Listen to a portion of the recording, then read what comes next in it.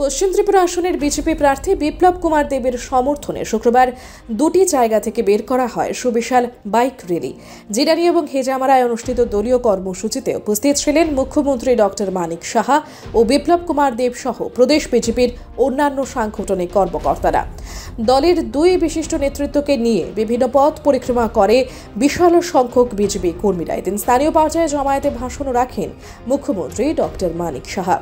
নিজের ভাষণে জনজাতি উন্নয়নে কেন্দ্রীয় সরকারের আন্তরিক প্রচেষ্টার কথা তুলে ধরেন মুখ্যমন্ত্রী জানান, মোদি মানেই উন্নয়নের নিশ্চিত গ্যারান্টি।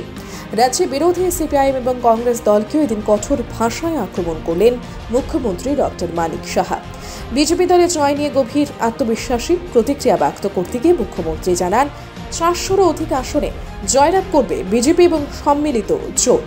রাজ্যের শান্তিপূর্ণ আবহের কথা তুলে ধরেন মুখ্যমন্ত্রী জানান, আইন শৃঙ্খলার দিক থেকে প্রভূত উন্নতি করেছে রাজ্য। সারা দেশের মধ্যে তৃতীয় স্থান অধিকার করেছে রাজ্য সরকারের আন্তরিক উদ্যোগের ফলে। রাজ্যের মহিলা উন্নয়ন নিয়ে ডাবল ইঞ্জিন সরকারের উদ্যোগের প্রসঙ্গ কর্মসূচিতে তুলে ধরেন মুখ্যমন্ত্রী। 2017-তে কতটা গ্রুপ ছিল? মাত্র 4000 ছিল। এখন আমাদের কত 56,000 গ্রুপ হয়েছে।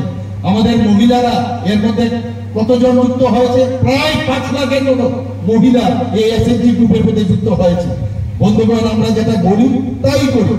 আমরা দেখেছি রাস্তায় ঘাটে অনেক সময় মেয়েরা, ছোট ছোট বাচ্চারা অনেক সময় টয়লেটের জন্য রাত খুঁজতে থাকে, কোথায় যাবে কোথাও কমন টয়লেট আছে। কিন্তু আমরা এইবার বিধানসভায় ডিসিশন নিলাম, পিঙ্ক টয়লেট।